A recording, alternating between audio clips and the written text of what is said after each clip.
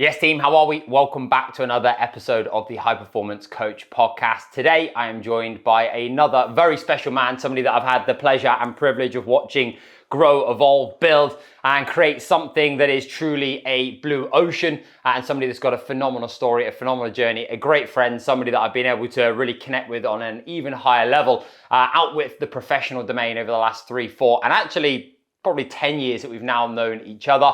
Mr. Dan Hancock, welcome to the High Performance Coach podcast. Joy, thanks for having me. Dude, an absolute pleasure. How are you? I'm good. Braved the rain, getting through. Yeah, we were just talking about how terrible the weather has become and the impact that's had over the last few days in terms of mood, energy, and it certainly takes its toll, doesn't it? I'm going to be miserable all day today. Well, right, mate. We'll go for some coffee and some breakfast after, and that'll make all the difference. Dude, firstly, an absolute pleasure to have you on. I would love to know, obviously, many of the coaches that will probably be listening will know Dan through MHEC, but who was Dan before MHEC? Okay, I'll give you the short version. So I grew up around about 10 minutes from here in Dunblane, and grew up from a very privileged background. Both my parents were teachers. They've just retired, but they went on to be university lecturers. So I came from a very kind of academic background. And I used to play football, used to absolutely love running about the fields myself, playing football. And at that stage, I knew there was like something within me that just wanted to compete in some way. There was a lot of energy. I wanted to spend a lot of time on my own, pushing myself. And I ended up being very disruptive in school, what I know now to be ADHD, plus a lot of my own traits that decided that I wanted to mess around in school. And I had a terrible time at school, despite feeling that, you know, I had something to give, but traditional academics didn't give me the opportunity to do that. So lots of trouble at school, lots of suspensions, lots of getting into trouble with the police. And at around 14, 15 years old, went on a night out close to here. Everything happens close to here. It's about 10 minutes in the other direction. Went on a night out, got seriously assaulted by a group of grown men. My friends got into a fight. I went to try and support them and back them up, and ended up getting seriously assaulted. Fractured my eye sockets, broke my ribs, and pretty much stopped playing football. Then I took a little bit of time out, went back for one session, couldn't run. I just thought, no, fuck this, I'm not going to do it anymore. When that happened, started to go off the rails quite a bit. Started drinking a lot, started drinking heavily at 14, started taking drugs at 15, started just chasing, you know, this dopamine hit and this adrenaline. I was shoplifting, getting in trouble with the police. Again, just trying to kind of, you know, navigate this natural ecosystem that I had that was really fluctuating chemically, you know, all throughout the week. So that went on for quite a few years. Stopped exercising, went off to university. It was a terrible idea because I couldn't apply myself there again. Don't know why I thought I could apply myself at university when I wasn't able to at school. And when you get an individual who is very much off the rails, really doesn't understand what their identity is and who they are, because I came from a very academic background, I was just really trying to fit in with the cool kids, and it was just extremely self-destructive. What then happens when you're in that situation is you latch on to find your identity elsewhere, and you're seeking comfort, validation, whatever it is, through somebody else. So I ended up getting into a really toxic relationship. Wasn't allowed to go to the gym, was barely allowed to leave the house. Lost a lot of my friends at that stage. I'm really fortunate and grateful for that took me back. And you can just imagine all of this compounding over years and years, but this deep desire within me that I knew I could amount to something. And it was just emotional, psychological turmoil constantly. I managed to leave that relationship, and the first thing that I did was join the university gym, go and do my level 2 gym instructor, go and do my level 3 personal training courses. This is when I met you, because the one thing that I could remember that made me feel safe, seen, free, creative, productive, whatever it was exercise. And I thought, if I'm going to get my life back on track, I want to feel the way that I used to feel when I was young and free playing football. If I can get that for myself, maybe then I can offer that to other people who've been through the same thing. And that brought me up to about maybe 10 years ago or so.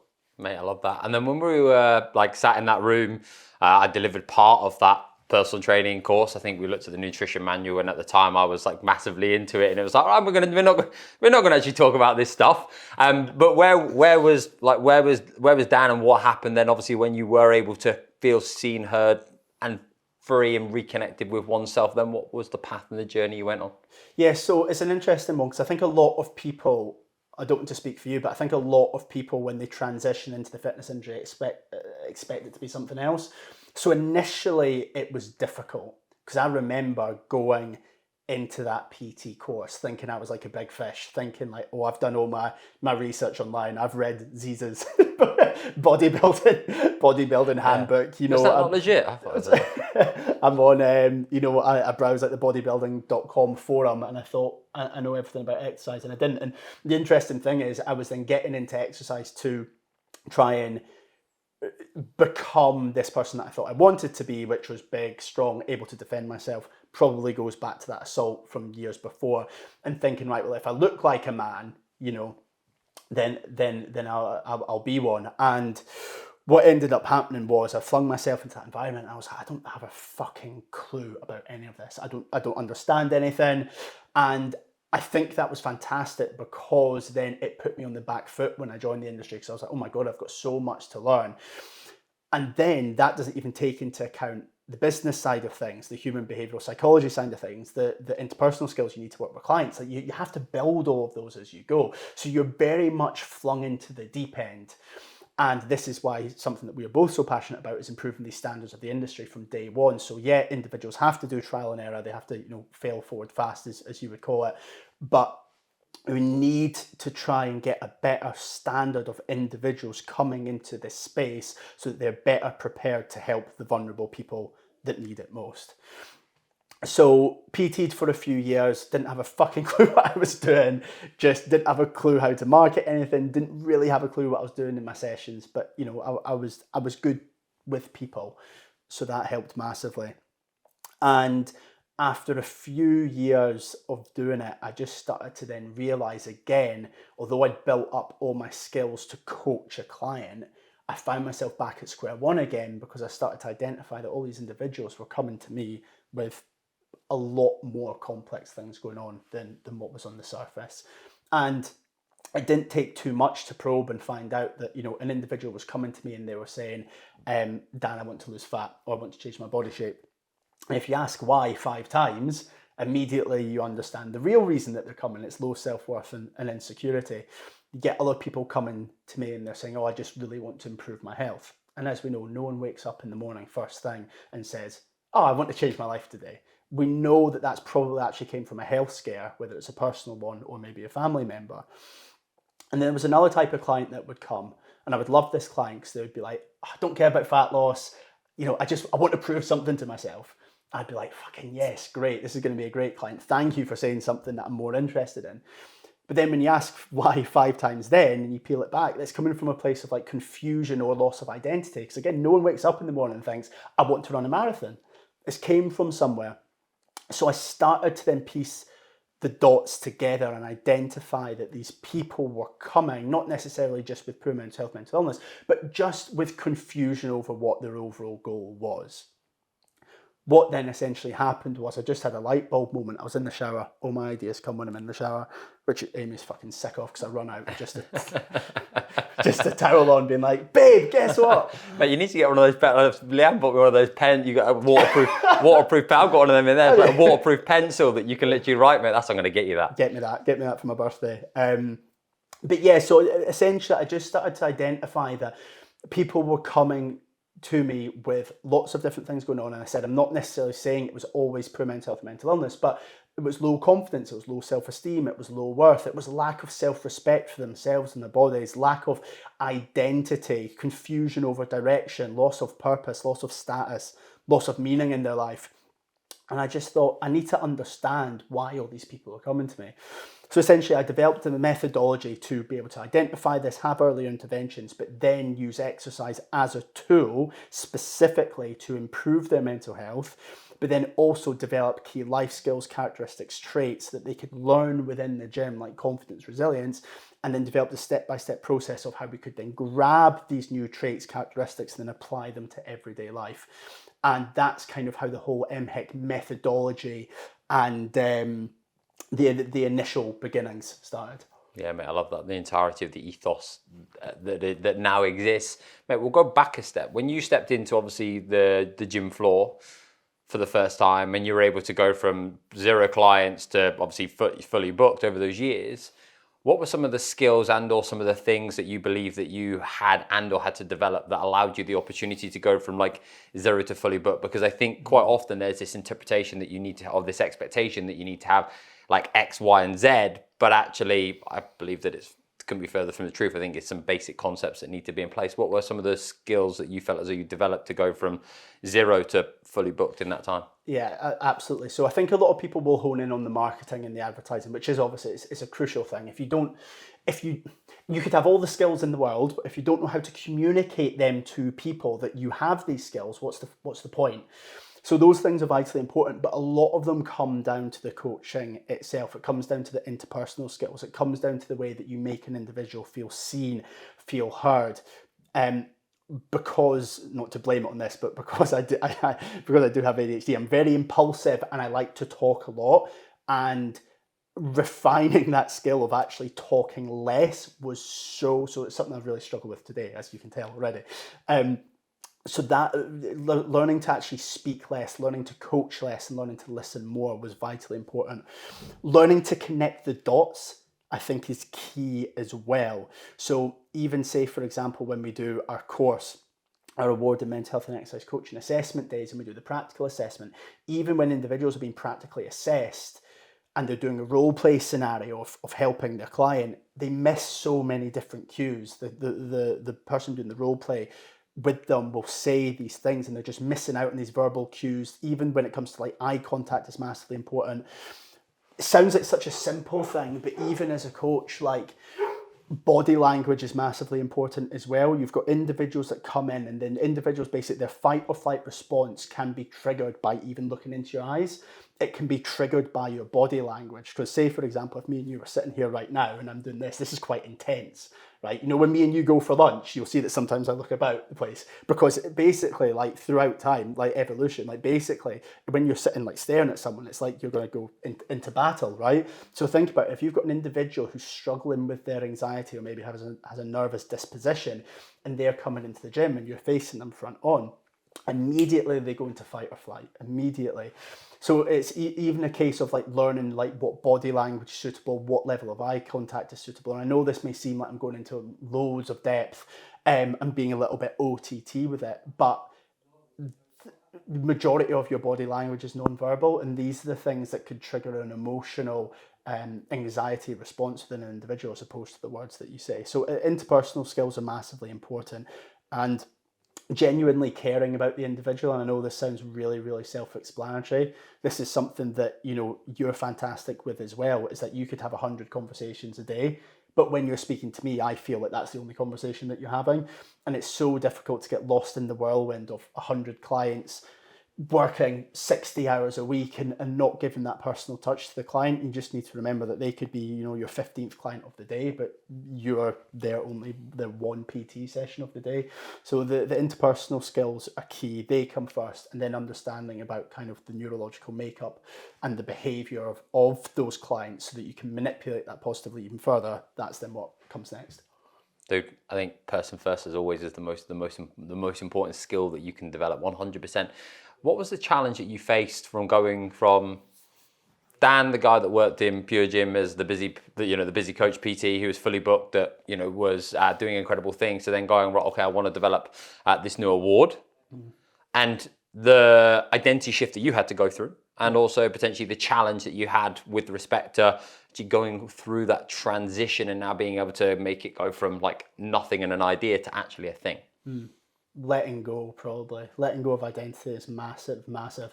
When I first started PTing, I was hanging about with lots of different groups of people, and you care about what other people think. And I'm not saying that I don't care anymore, but me having that transition of, oh, fuck it, I don't care anymore. Like, everyone is going to have to grow up eventually. I don't want to be the last person at the party when everyone else has went off and done their own thing. And I feel like I managed to hack into that quite early, of identifying that loads of people are going down a self-destructive path and you want to be on that path together. But ultimately people will find their feet eventually. But I want to do that first, so I'm not the last person at the party being self-destructive. So that was kind of like a wake-up call for me to let go of a past identity, come into my own a lot more, write about what I want to write about online, talk the way that I want to talk, write in a slightly maybe like poetic way when it comes to copywriting, and just not care what anyone else thinks. So that was a huge kind of shift. Another one was something that stems from that, is literally it's just putting yourself out there. And I know this is going to sound like such a cliche thing, that just like, oh, act on your dreams. But it's so true. Like, so many things that I have done, if I was to trace my steps back from where I am now to where I began, yeah, it's the hard work and the persistence and the consistency every single day. But it's also probably about a dozen impulse decisions that I've made that I did not run by anyone else, that I just thought, fuck it, I'm going to do it. I'm not even going to think about it. I'm going to post it online, and things just start to snowball. It's happened multiple times. It's happened when I first started to announce that I was going to help people for free with their mental health. So I was working in Pure Gym and I did this, and that took off. As soon as lockdown hit, I announced that I was going to do free homeschool PE for parents. I got about 15,000 followers overnight from that alone. It happened when I was going to create the award. I hadn't even started it yet, and I announced online that I was going to do it because I put myself out there, and then I had to go and fulfill those duties, gained a great amount of momentum there. And it's probably happened about another 10 times since, of me not actually thinking about something, making sure that what I was saying was factually correct and wouldn't offend anyone, but just putting that out there and then thinking, right, it's out there, it's out in the open there. The world of social media will let me know whether it's a good idea, and then having to actively go and fulfill that. So that's massively key as well. And then I think one of the other massively important things is, and this is something that I really, really struggle with, but when it comes to all these things being fulfilled, identifying that things aren't going to happen overnight, and that things are going to get a bit boring at times, and that, you could have the same day every single day for about 3 months. And that, yeah, there's an initial spark and a lot of excitement and a lot of fun things that happen when you grow in a business. But ultimately, sometimes it's the boring things that you do kind of behind the scenes that you need to do, and then it goes through waves and it fluctuates. And then learning how to manage your energy within those periods of up and down as well. Yeah, I love that. What would you say have been some of the biggest challenges that you've had with getting MHEC off the ground and making that transition? So on paper, you would think the biggest challenge has been public opinion, but that's been my favourite thing. Because I love a fucking challenge. If I didn't have anyone objecting to what I was doing, I'd be miserable. I'd be like, where's the resistance? Like, come on, give me something. Give me some sort of fuel that I can use. So that has been a big one, though, because when you're not feeling great within yourself and you're having a bad day, when you go online and someone's calling you an arsehole or saying that what you're doing is ridiculous, you don't have a clue what you're talking about, that can cut deep. But only when I'm having a bad day. When I'm having a good day, I'm like, this is amazing. Bring it on. Give me more. But that has been a huge thing. But it's also been something that's been used to our advantage, because when we first launched, we was just coming out of lockdown. Mental health was on the tip of everyone's tongues, but nobody really knew what mental health was. It was being spoken about. It was becoming normalized. But there was mental health awareness, but there wasn't any mental health understanding. And that's a huge difference, because people can talk about mental health all they want, but if they don't have the education, then it just becomes over-normalized. It just becomes another buzzword, which you'll see all the time within the media and online. So people just didn't understand what they were doing. They were like, so are you like a licensed therapist? I'm like, no. Are your coaches going to be licensed therapists? I'm like, no. And they're like, well, what you're doing is dangerous. Without understanding that clients were in vulnerable positions every single PT session anyway. So it wasn't that we were then bringing out more of that. We were training up coaches to be able to identify these vulnerable clients and to be able to know where to guide these conversations, which was a really difficult thing for people to understand, because people were saying, well, you have to be a mental health professional, and you absolutely don't. Everyone's got mental health, so we can all talk about our mental health. So that was a big challenge when it came to kind of public opinion. But like I've said as well, that massively worked in our advantage, because the people who cared about it really cared about it. And they wanted to play for our team. They wanted to be on board. They wanted to join our mission, which is why I firmly believe our mission took off so much. So that was one of the main things. Then when it comes to kind of scalability and the growth since then, so many different challenges when it comes to launching an organization of that size, because you don't know what's happening day in, day out. And look, you can listen to as many Diary of a CEO podcasts as you want, but a lot of these people are talking about stuff in retrospect and in hindsight. When you're actually going through it, you don't have a fucking clue what you're doing. And then you look back and you're like, oh my God, that makes so much sense. Why wasn't I doing that earlier? So that was a big thing as well, just not understanding the roadmap that we were going to be going on when it came from launch to where we are now 3 weeks in. And then another huge thing is obviously managing your own energy as well. Because when you've got this, this desire, this work ethic, when you believe in something so much, it is virtually impossible to stop thinking about it and to stop working. Which is where you've helped me, of course, because I know a lot of the time I'll ask you for support with day-to-day business things, but ultimately you're there to support me emotionally and to make sure that I'm looking after myself first. And that has been the biggest challenge over the course of the last few years, because my health has been up, down, up, down, up, down. But now finally I feel like I'm in a place where I can enjoy it after 3 years of chaos. Yeah, mate, I love that. And it sounds as though you've almost done the thing and then behaved. You've gone, right, okay, I'm going to put my hand in the air. This is what we're going to do. Almost act on an impulse. And then you're going to go, right, okay, now I'm going to go and find out and behave my way to that thing. When you put that thing out there and or you've been able to take that action, where does that come from? So again, I know I've used the term ADHD a few times and I don't want to directly place it on this, but a lot of individuals who do have ADHD have essentially this real unbelievable desire for autonomy and free will. And there's another kind of massive distrust of authority. And I thought this was just me. I just thought I was a bit kind of resistance and a bit of a contrarian, until I started to do a lot more research and I started to find out a lot more about myself and my ADHD traits. But it is a commonality across almost all individuals with ADD and ADHD of this real distrust of authority, this real kind of, well, that doesn't make sense. This is a better way to do it. And the reason that happens is individuals with ADHD, essentially, there is a genetic component that makes them a little bit more sensitive emotionally and physically. My fiance Amy used to slag me for it rotten. She'd be like, why are you getting ill all the time? Why are you sick all the time? Why are you complaining about how you feel all the time? And there's a massive kind of sensitivity there, but emotional sensitivity as well. And essentially what happens with that is, because since there's a greater sensitivity, you pick up signals more. So your senses are kind of firing in a different way. So because of that then allows you to kind of, in my opinion, view the world in a slightly different way, connect the dots in different ways, being why is this, the fitness industry, why is it working this way? This doesn't make any sense. Let's go off and fix it and do it better. So that's one thing. And then I think because I can have a real hyper focus about me, and I'm happy when I'm creative. If I'm not being creative, I am not happy. So therefore, the best way to be creative is doing something that you enjoy. The best way to enjoy something is working on something that you're really passionate about.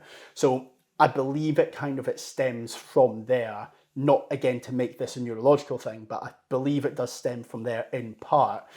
But then it's obviously a choice from me to continue to do that, because it's just part of who I am now. And it's difficult to comprehend when people aren't kind of the same way. And I don't mean, anyone can have whatever job they want, anyone can do whatever they want. That's not my place to say. But for me, because I feel it is so deeply embedded in me, I don't really know any other way to do it. And have there been times when you've gone, I'm going to put this thing out there, and then you've gone, oh fuck, because now you feel like an imposter because you're going to have to step now into this, and there's times where it's actually I don't know how to do this, but I'm just going to go and find out? Not when it comes to that. When I put myself out there, there's just this immediate adrenaline and dopamine that's like, right, just go, just chase it, just get it. The imposter syndrome or confusion comes to me when it comes to kind of day to day, and it's purely just coming from some skills that I'm still lacking. There's still some skills that I don't feel 100% confident in. When it comes to mental health and exercise, I'm 1000% confident in that. I could talk about that all day. I genuinely don't believe there's anyone that would know what I know in greater depth, in a greater capacity to me. So I'm so confident with regards to that. When it comes to kind of day-to-day running of the business, that's still some areas where I will feel like an imposter, because I still need more experience. And I'll hold my hands up and I'll say that, although I coach other coaches with their businesses, I'm still, finding my feet, not just within the fitness industry, but within the business space as well. But it's also a good thing because it's a positive challenge. I know there's still so much to learn, and that genuinely, I'm not saying this, it sounds like a cliche, but I'm excited about that. But yeah, probably day to day. But then again, the imposter syndrome comes from self-doubt. Self-doubt comes from not having the energy to be able to think of a solution. And then that comes from your own tiredness or fatigue. So it all comes down to you as the individual and making sure that you have the energy to solve these problems. So it always comes back to the person. And going from that transition from Dan PT to now building a company or organization, and now obviously running team and being able to actually understand, like, okay, I'm actually now needing to put certain people in certain places in certain seats. What's been some of the biggest kind of like lessons that you felt as though you've had to step into with doing that? Because as far as I'm aware from my understanding of you, is like there's very few people that you've known around you that are kind of walked the path that you were then wanting to walk and step into. Yeah. I think it's like, it's understand. I think I've spoke to you a couple of times before about this. It's about understanding what you want from an individual and their role, and knowing when that individual is maybe doing things in a different way that you wouldn't do, but then that's okay because they're bringing something different. I think it's being able to really understand the different ways that people work. Some people will be more creative, some people will be more productive. Some people could actually potentially work less hours that week, but get more done. So if you've identified that maybe they aren't putting in that extra couple hours, I'm okay with that. Ben, who's business operations manager and my best mate, he comes from a corporate background. So that's like a big no. I don't care if some of my staff would work less if they get the work done. So I think it's identifying the ways that people work, which comes from spending a lot of time with them when they're working, and then also understanding how to coach them through that role. I'm the biggest believer in like just literally just telling them what to do and then let them do it in their own way. Then if it needs some fine tuning, great. I don't want anyone to do it in the same way as me. So that's been a big challenge because again of a lack of experience. I'm like, well, this individual is doing it this way, but I want to do it that way. Therefore, should I be getting this individual to do it this way, or should I just be letting them do it that way? So that's been a big challenge. Also, I found it very difficult with some people to be firm and strict and have this kind of authority. Some people I'm great with, some people I'm not. And there would be lots of times where I would get really frustrated and wound up at people for not doing things a certain way, or not doing things the way that I want them to be done. But then when you reflect and you do a little bit of soul searching, that comes from your annoyance at yourself from not being authoritative enough. It's actually got nothing to do with them. It comes from your own annoyance at yourself for not being able to hold the standard high enough that would then be able to hold them accountable. So that's been really difficult. And this is all to do with like people management and stuff. And then one of the things that we've only started to do recently is really start to put more things in place when it comes to like an organizational hierarchy. But I'm not going to say that like this has necessarily been like a challenge or a mistake or a lesson, because actually I'm quite glad of the way that we've done things so far. And we've done amazing things over the last 3 years. The whole company is best friends. It's fantastic. I'm actually really happy that I allowed that culture to kind of manifest naturally. And now it's a case of a couple of years in, right, boom, let's go. Now let's really start taking things seriously.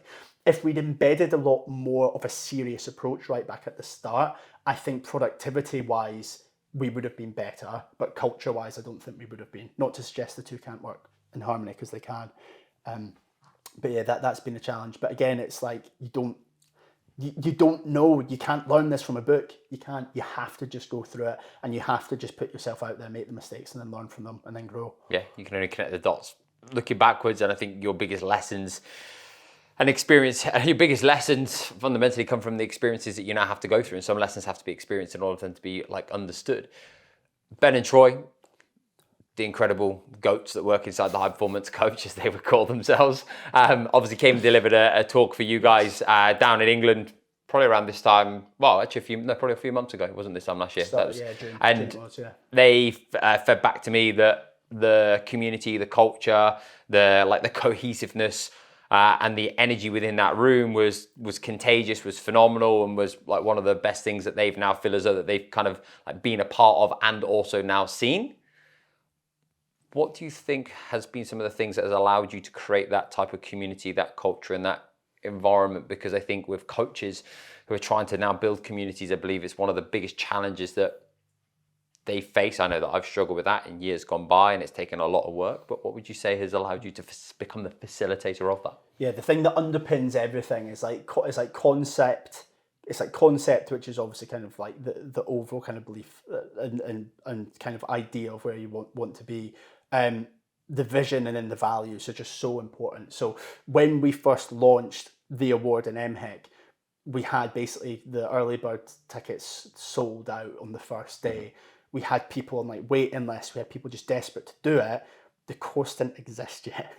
It did, but I created it with SQA. It was in a Word document. There wasn't a textbook yet. There was no social proof. We hadn't actually delivered a course yet. And we had 50 people sign up immediately. And then we ended up having close to 200 within the first year. We're just over 300 now.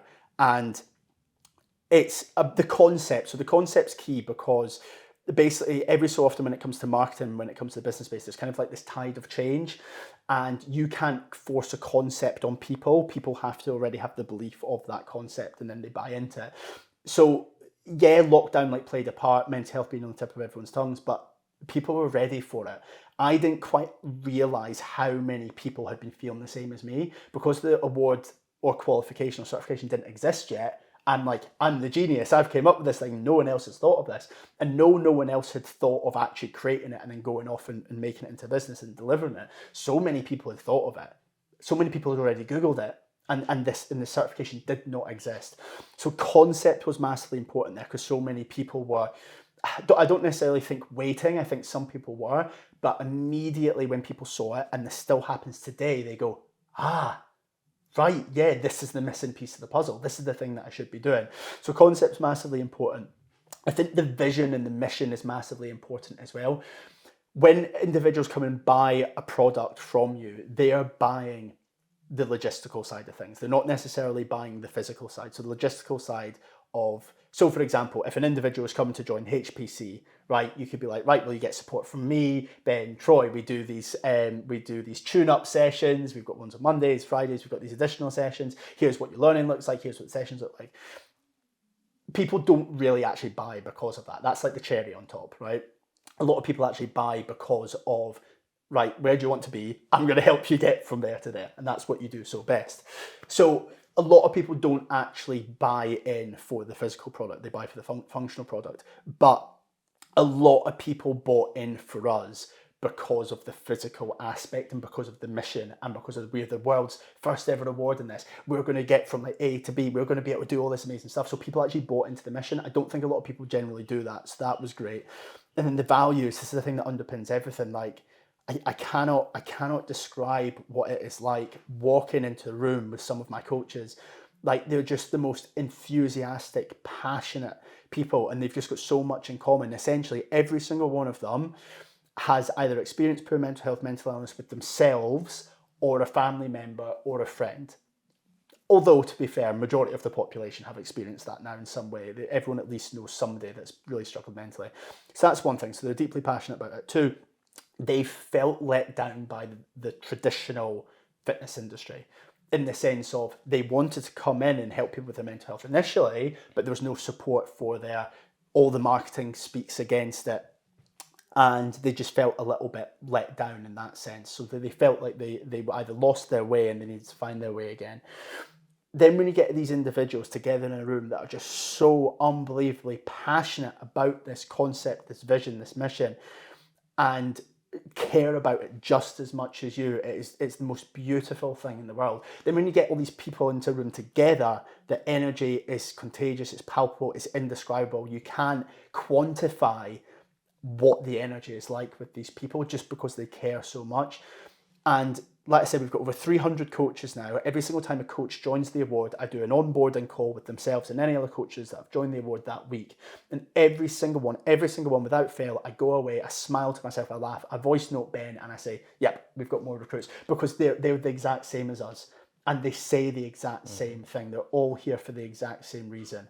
And those things, it's like difficult because you can teach it, but you can't. I think as long as you've got, like I said, the concept, the mission statement and the values there, then people will come to you naturally. And then it's a case of actually, let's take a step back, let's let everything take care of itself. As you'll know, some of the conversations that they have together when I have zero involvement in are the best ones. So then take a step back, right, you've created this thing, now just kind of let it flourish naturally. Yeah, buddy, I absolutely love that. And as you've scaled and grown and you've gone from like, this is just an idea to now 300 coaches, team, organization, and obviously your role has now shifted. How's Dan been able to like manage, lead, look after oneself? Because ultimately you are the figurehead, the front facing, also the guy that's kind of like at the top of the tree pulling the strings, and fundamentally it does all come back down to you. How would you say that you've been able to manage oneself through that period, and how's that been? It's extremely difficult. Like, I think, do you see, genuinely, if this is 3 years in, I'm feeling the best physically and mentally that I've ever felt just now. If this is me overcome that, I will be fucking delighted, because I know people that get lost in it for about 10 years, 15 years, 20 years when they're growing a business. And it's not to suggest that there won't be any more stresses, but I feel like I can handle stresses a lot more now. I used to run away from stress.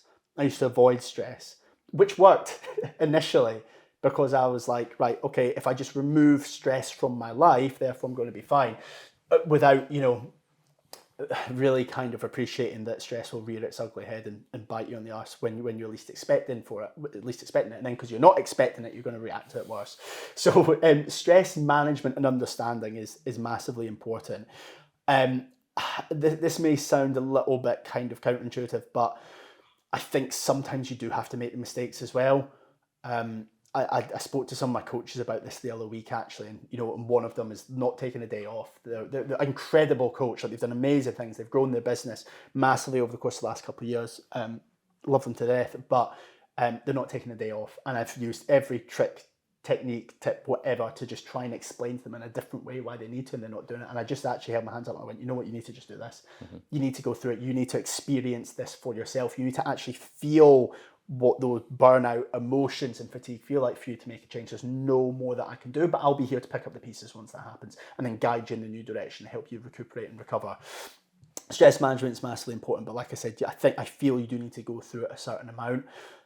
Understanding your emotions is so key. And a lot of my team will like joke about this. So like, for example, the other day, me and Ben were having a meeting and he said something that I didn't like and I started to get angry. And I'm sitting there smiling, like they're just totally, like you would not be able to feel anything of my body language. And I went, I'm really angry. And he was like, well, I'm really angry that you brought that up. I said, I don't think that was appropriate to bring up now. Let's talk about it another time. It was fine. We hugged each other. We were like, right, it's all good. We both apologised, even though I was like, sorry for getting angry, even though I didn't get angry. I just said I was feeling angry. And then about half an hour later, I voice noted him. And I was like, okay, so I've just been thinking about the reasons that I got angry, and here they are. And then I listed them. And Ben was like, nobody does that. Like, I sat and reflected immediately on, right, why am I feeling a certain way? What led to this happening? What was kind of me feeling a bit stressed, and what with Ben that he could have done differently? And then we resolved it and it was fine. And that only works from an emotional sense as opposed to a practical sense. But understanding your emotions is massively key. Like, even God, I remember the day that we launched and you checked in with me the next day and I was like, I'm fucked. I was like, I'm so tired. And you were like, well, no wonder. Like, you've been building up to this thing for months. You've had this massive high. Once you've got that massive high, there's only one way to go and it's back down. I was like, oh. And I didn't even realize that at the time, but I notice these things constantly. Like as soon as I'm about to be distracted, as soon as I'm about to feel vulnerable, as soon as I'm about to do something that's self-destructive, I analyze it, I try to stop and I try to think, right, well, why am I doing this? And for people who don't do this, this may seem really obsessive, but it's absolutely not. It's putting me in control in a world where I'm not in control. And that helps massively. But again, it takes time to get there. Like only recently, I've stopped drinking recently, so like 32 days sober now, I believe. And Aaron, who's filming the Co-op podcast now, will know this because me and Aaron used to work together as well. And Aaron, there's times when me and Aaron were in the office together, and he would like go home. He was like, "Go home." He was like, "You're gonna get a headache tomorrow." And he would be able to anticipate that I was going to have a headache because of things that I was saying and the way that I was behaving, my general demeanour and body language and whatever. And he was like, "Go home, you're going to have a headache." Boom, next day I've got a headache. So other people were able to predict it first, which is obviously kudos to Aaron for being able to know me well and identify that. But it really, really takes time to be able to understand these emotions. And the reason that I brought up like alcohol as well is I was like self-soothing for a while. And as you know, you would always say to me, like, right, long week, put your feet up, enjoy a Moretti. And it worked for me amazing for so long until it got to the point where I was like, I am still using this as a crutch to manage stress. If I'm tired, if I don't have energy, if I'm stressed, that's the reason that I'm going to have a drink. And that makes zero sense because I need to work on being tired, stressed, and having no energy. And it's taken me 32 years to work that one out, but it's going well so far. So yeah, absolutely. And that almost goes back to what you're saying about the coach with the day off. Is like if I knew that I was going to come into conflict with you and tell you not to do, or it's like one of those things. It's like, again, some lessons got to be experienced to be understood. It's like, okay, you've got to go and walk your own path. And I think that's such an incredible like lesson you shared as a coach. It's like you're not there to try and tell them what to do, or like you can only like question and communicate and listen and hear and understand so much until it is a case of, right, okay, this is a safe environment that I need you to now go and walk your own path, learn and experience. And then when there are challenges and there are dips, and I'm going to be here to like support you, but you almost can guide somebody, but they've all fundamentally got to be able to guide themselves. You said at the start of that, I ran away from stress. What would that look like? How and what would that mean in terms of actions that you would take or things that you would do? Yeah, so some of them, I agree with a lot of them as a concept, but I think you then still have to understand the reason that you're doing it. So for example, like, do not contact me without these times.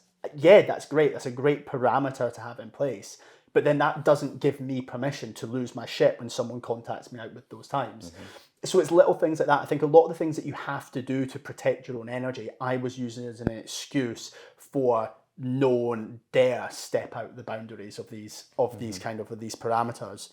So I think just things to do with like, because I've become a lot more of an introvert recently. I spend a lot of time thinking. I try to spend a lot more time myself, but it doesn't really happen. I try to spend time talking less and listening more.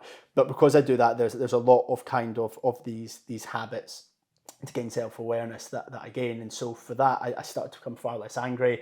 I started to become far less reactionary to certain things.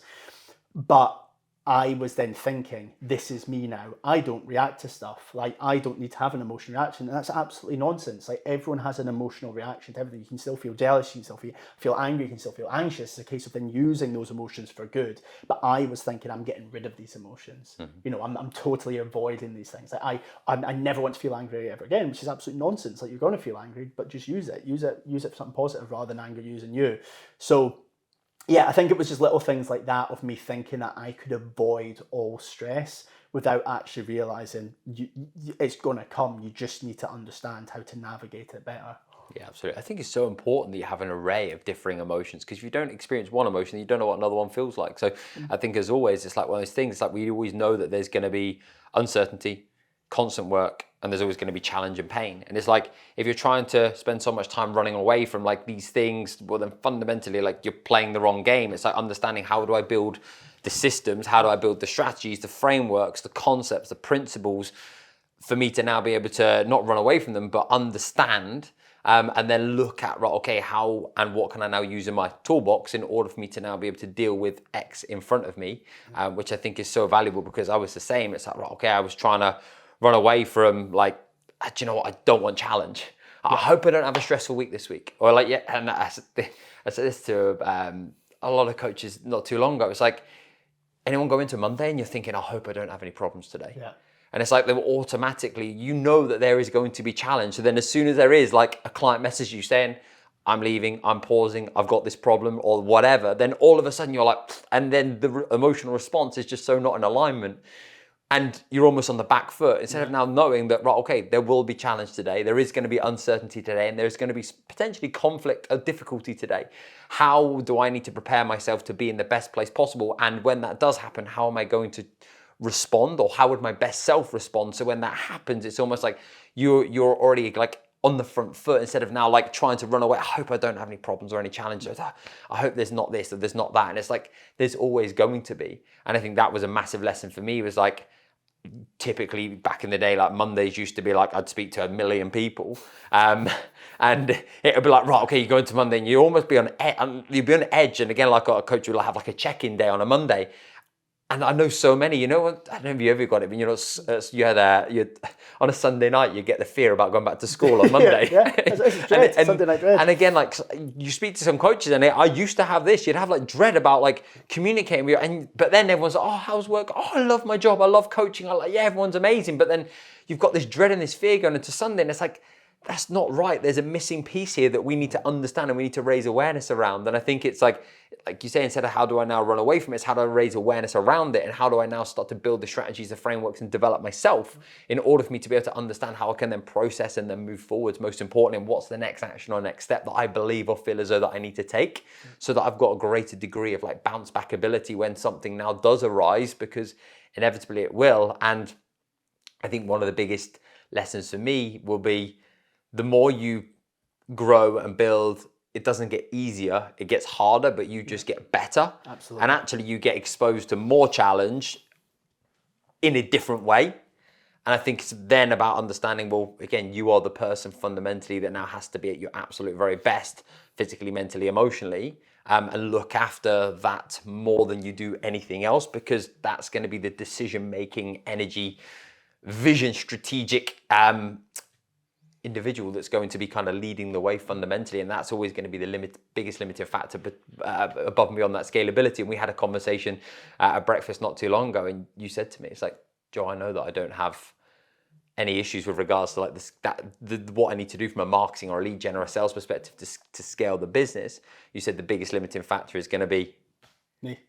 Yeah, 100%. What you've said there just hits the nail on the head though, because it's like, if you're going into this job, or whether it's coaching, PTing, business, run the business, whatever it is, and think it's not going to be stressful, you're not going to be able to do this job. You have to find fun in it. You have to find enjoyment in it. Because the whole, like, I've been really honest about it. Like, look, the last couple of years have been amazing, but I stopped having fun. I remember Ben said to me one day, he was like, when was the last time like you laughed in the office? Like, it was so serious.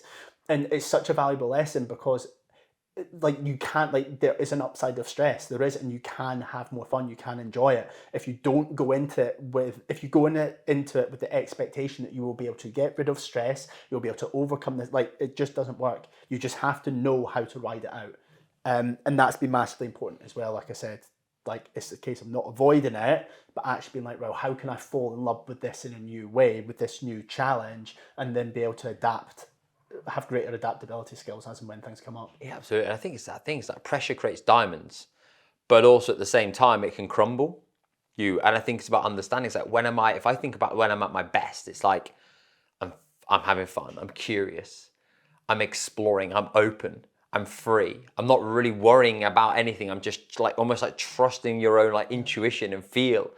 And it's that I think allows you the opportunity to get the best out of yourself. It's like, I used to use football. It's like, when I didn't care and it was like a nothing game or it didn't really matter, it was like I'd always play my absolute best. And then when I got a full-time contract and went into playing like properly, and it was like I was getting paid and there was this professional contract at the end of it, and there was this expectation that I was largely putting on myself, I played like dog shit because again, like you're operating within this like fear and this pressure instead of just now allowing yourself to be open and just have fun. And again, it's important that there is that stress and that pressure, and that absolutely needs to be there as well. It's like, I don't believe you can have one without the other, but I think it's about just understanding actually, do you know what am I excited about? What are your clients excited about this week? I said that to the guys last week. It's like, what are you excited about going into this week? And like, how can you make your business more exciting? Because it is boring. It is monotonous. It is like, put the reps in, and a lot of it is just rinse, repeat, rinse, repeat, rinse, repeat. And I say the same for your clients. It's like, right, okay, what are they looking forward to about this week way of working with you? Is it you're just going to get them to check in and they send you a message and then it's rinse and repeat once again, and there's just no energy about it? Or if they've got other things that they now know, that there's events, there's awards, there's guest speakers, there's this a hike that you're going to go and do, there's this whatever. It's like, do you know what, we're going to go for coffee and catch up. Like, what is it they also now have in their day or their week that they can actually look forward to and they can feel excited about? So it's just not this transactional thing, which I think is something that you've been able to cultivate so well inside of MHEC in terms of like the things that they now look forward to with the huddles, the team, the guest speakers, the big events that you now do. Also, again, like the continual CPD. People love progress. People love growing.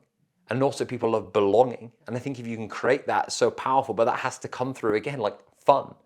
And I think it's about how can we create that, because sometimes you do get to this point where you do become, and I know I've done it, it's like you become serious because you think that you have to be this way in order for you to be able to have X, Y, and Z. And yes, there's a time and a place, but people have done Dan for Dan. Dan's at his best when he is laughing, joking, having fun, and that's where he gets his kind of greatest creativity aside from the shower, or walking the dog, and that's it. So I think it is, mate, massively like, how can I operate more from fun and passion, and understand that there's going to be stress and pressure, and normalize that and recognize that that is a prerequisite and that is a necessary, and it's not running away, but actually how do I start to like manage myself to a better degree? Out of curiosity, when did you realize that the scalability and the growth, because again, if you listen to this podcast, it's likely that you want to grow and you want to build and you want to be better, and there will be, of course, a business component. When did you realize that it wasn't a marketing sales element component that was going to limit the growth, and it was going to be you? Just when you connect the dots, when you realise that when I'm having a bad month, MHEC's having a bad month, even when I've got a sales team working on stuff in the past. I'm going back to do a lot of the sales stuff myself now, but yeah, once you connect those dots and actually see, look, when you've had lots of stuff going on in your own head, or you've been working too hard and you've been forcing things, that's actually, look, we actually have tangible evidence here to show that the business is suffering. Then that's kind of when I started to connect those dots. I think because it is me in the leader position and I am the face of the business, even though I have been trying to bring my other members of the team into so they can become the faces of the business as well. I think when it comes down to it just comes hand in hand, and you need to know that ultimately everything falls back on you. Like, if I don't have the energy to think and create, I'm absolutely useless. I said this to my team. We went on a retreat a couple of weeks ago, and I said, look, don't take this the wrong way, but you have to understand that I have to work less. I said, if I worked 1 hour a week, but that 1 hour a week was great. I'm not working 1 hour a week, by the way, but that 1 hour a week was great. I was like, well, I'm working ridiculous hours, but I was like, you have to understand that my brain works in a different way, and that I need less. I need that me going out, walking, not working is me working. And I think when people come from a different background, or the majority of people are conditioned to think that it's all about input. It's got fuck all to do with input, it's to do with output. And I am still working way too much, but once you actually really give yourself enough time to step away and see all these wee light bulb moments, going off and becoming an objective observer to you, so you're be able to, view your life and analyze your life as opposed to living your life. Once you're able to do that, you'll be able to see that all these magical things can happen. But it's really difficult, because then I have to have conversations with myself. I have to justify to my team when I'm logging off. I have to say to them, oh, by the way, I'm doing less today. I shouldn't have to do that. Yeah, it's great that I'm bringing them into the fold so they know what my day looks like, and vice versa. But I still feel like I have to justify it, because there's such a deeply conditioned belief and system of ideas that productivity is the outcome. And it's got nothing to do with productivity. It's got to do with creativity. So yeah, once I start to kind of marry those pieces of the puzzle together, that actually when you work less, there's far greater outcome. And then I believe, like, the firmers believe that the like intention changes as well. So like there's absolutely no coincidence that the last time I took a week off work, the time before that I took a week off work, I came back and things just ramped up like that, like massively. Like I went away from work, and this comes back to what you're saying about having fun. I went away and I was like, I'm feeling fucking miserable at work. How can I bring more fun into this? Like, what's a great way to get publicity? Okay, people talk about what's in the news. And I went, hold on a second. I was like, no, I don't want to do that. So I'm sitting by the pool on holiday, and I write a note on my phone, and I said, don't think about infiltrating or integrating or implementing the news into what you do so you can be current. Go off and make the news. You go off and be current. And I came home, and the very day I got home, I put up a social media post, and BBC News contacted me 2 days later. Yeah. I didn't end up going on the news for multiple different reasons, but it was all about that intention, that time to switch off, and not enough people do it.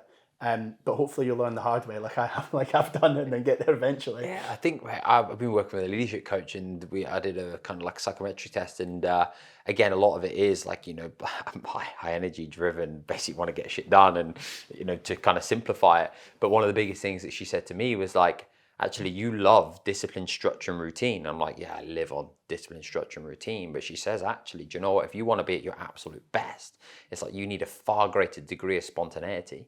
She's like, you just need to have like no structure. It doesn't need to be like bound. You just need to actually be free. Now that makes me feel like a donkey on the edge. Yeah, that terrifies because me. you're like, whoa, because again, like you said, like you've basically just been conditioned for so long in this way.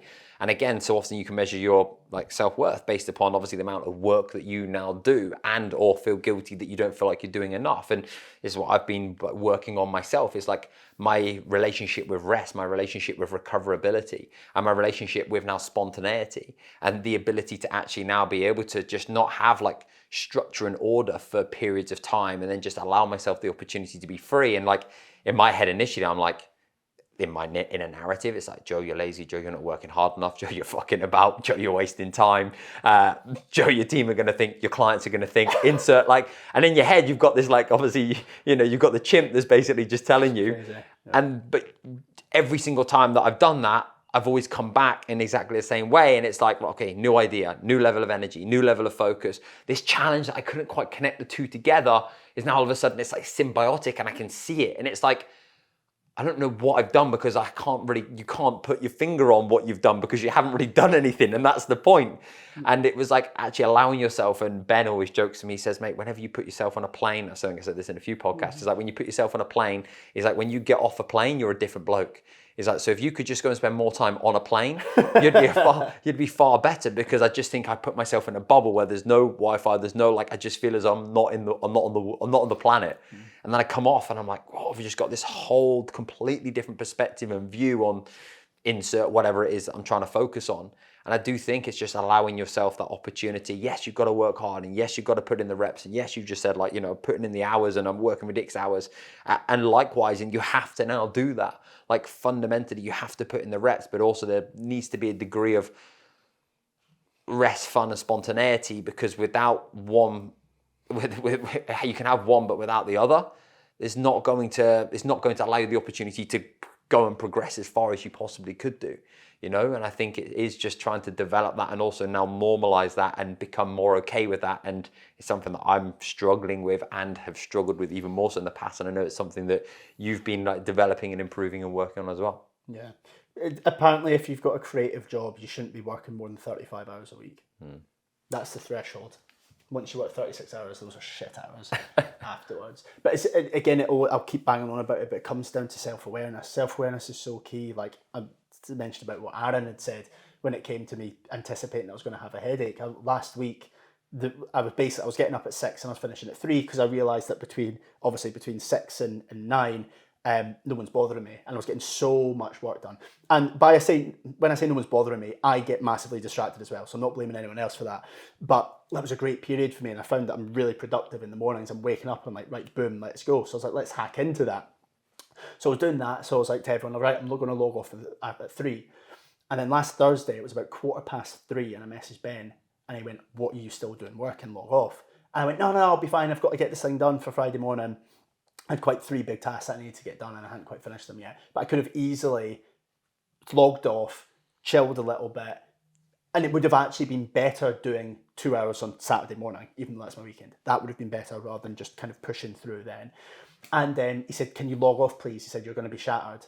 And I was like, no, I'm going to be fine. And I've literally, honestly, I've been shattered from working that. I've worked like an extra 2 hours, and I knew that. And it's ridiculous. It's honestly, it's like a juggling. It's like a balancing act. And it now gets to the point where if I literally work an hour too much or 2 hours much, then I'm going to feel repercussions. Because my body's got so used to exerting itself to a certain level within that time period. So for me, you saying about not having like structure, like that kind of like more flexibility, that absolutely terrifies me. But then I can be really, really, really kind of anal about exactly when to log on, exactly when to log off, because then you can find that sweet spot of being in flow state when you work, recovery fine. Exact same like what your Whoop would measure when it comes to exercise. You know, you need to get that for your own kind of emotional energy when it comes to work as well. I think small behaviours are the difference. Your small behaviours when compounded over time. And again, I was speaking to somebody and it's like one of our coaches, and he was like, "Yeah, mate, I've realised." He's like, "I play footy on a Saturday, and then when I play footy on a Saturday with the team, I basically then come home and may have a couple of beers. I then stay up 2 hours later. On a Sunday morning, I don't feel as fresh. So therefore, I would normally get up at 7. I now get up at 9. I've lost half my morning. So then I feel, well, fucking hell, this is pointless. I've lost a couple of hours. Then I fuck around until 12. And then I've got to sort the kids out. And in that time, I then don't plan my week, don't structure this, don't structure that. I then go into Monday. And then when I'm supposed to be training, I'm now having to plan my diary and plan my week because now I haven't done it on the Sunday. That then leads into a cascade of shit on Tuesday, Wednesday, Thursday, Friday. And he was like, "I've just realised it all just stemmed from that Saturday of doing this and this behaviour, and then that led to this, and it was almost that domino effect." And it's like, again, you can only connect the dots and you look backwards. And he's like, "So basically, I've just now realised that it wasn't because of like my diary that I had structured for like Monday to Friday or anything along those lines. It was because of like this thing that I hadn't even been aware of that I was doing, that was just that one little thing that just had that knock-on effect." And it is just those small little behaviours that do make a difference, that either take you one step closer or one step further away. And I think that's the same in terms of now understanding like your boundaries and where you're now going to be at your absolute very best, which I think is going to be huge. So, dude, we'll wrap up because I want to go for breakfast and have a coffee with you. Joe's treating me for breakfast. But what's next for MHEC? Oh, okay. So we've got lots of exciting projects lined up. What's really cool, I'll keep this as short and sweet as possible. What's really cool is that because we've essentially done so much work behind the scenes over the course of the last couple of years, we're now at a place where we're like, let's just literally market the life out of this. So Ben described it in the best way, that for the last couple of years, we've been laying the tracks as the train's been coming. So we've made some huge changes to the award when it comes to the certification, how it works, the kind of the infrastructure going on when it comes to that. So there have been lots of changes to do with that. We've got a gym, so we've kind of been getting that back to stage where it's thriving again after post-lockdown. And then we've got a year-long, it's called the MHEC program. So it's a mental health and exercise fitness program for the general public. It's a year-long program. I've been working on that for 18 months. So that's consumed a lot of my time. But what's really exciting now is not to suggest that the work is done, because the work is never done when it comes to continuous development within the products that you offer. But what's really exciting is now we're at a place where we're like, right, let's just absolutely go for this. So as it stands when it comes to the award, we've got coaches in the States, Australia, New Zealand, the Middle East, Central Europe, and essentially I'm wanting to start officially branching out overseas next year. Whether that's done in person, whether it's done virtually, I don't know yet. We'll need to see.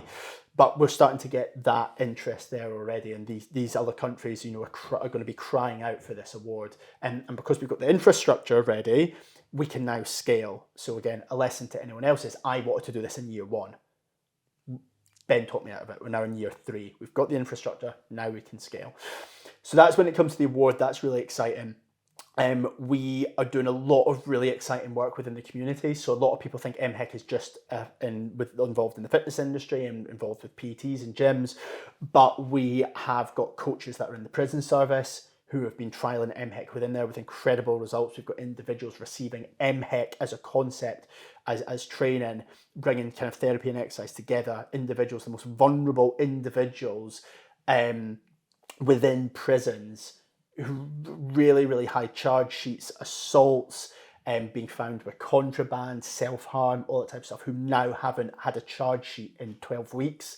So we're now bringing MHEC into there. We've got MHEC going into schools, which is really exciting. So we are basically creating a program that our coaches can go and approach schools with, tried, tested, easily measurable, lots of social proof. Coaches can go in and start delivering MHEC within schools. The exact same thing happened within the corporate space when it comes to corporate wellness programs. So when it comes to the certification in MHEC, that's what we're going to be doing there, which is really exciting.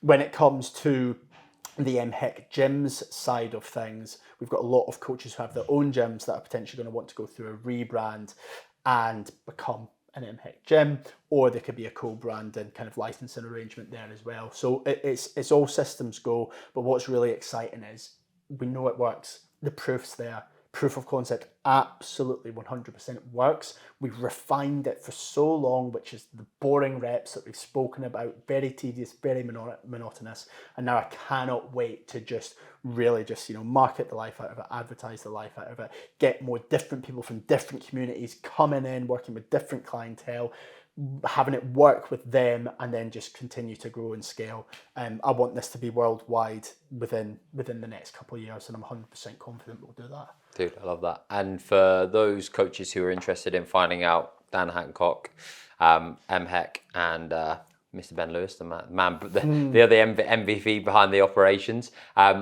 where's best for people to go? You can follow me if you want at Mental Health PT, but it's pretty much me playing with my dog. So if you like dash hunt content, then do that.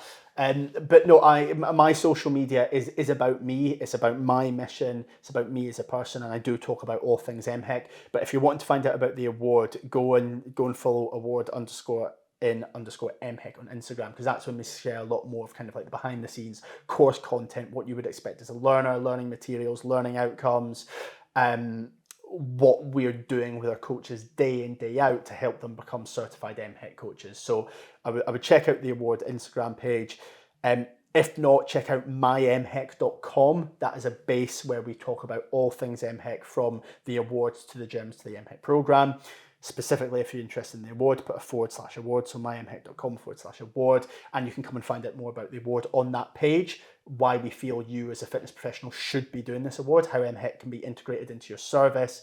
And there's lots of ways you can find out more. You can speak to me directly. We can have a one-to-one call if I feel that you're a suitable candidate and this is something that you're wanting to progress seriously. Or we do free information webinars every single week as well. They last 60 minutes out your day. Nothing to lose, everything to gain. Come and find out about the award and how you can become a certified MHEC coach and help us on our mission, revitalising the health of the country. Dude, I massively appreciate your honesty, openness, energy. Let's go and eat brunch and have a coffee. Mate, so much love for you, appreciation for you, and I'm excited for what's to come. Mr. Dan Hancock, thank you. Thank you, mate. You too.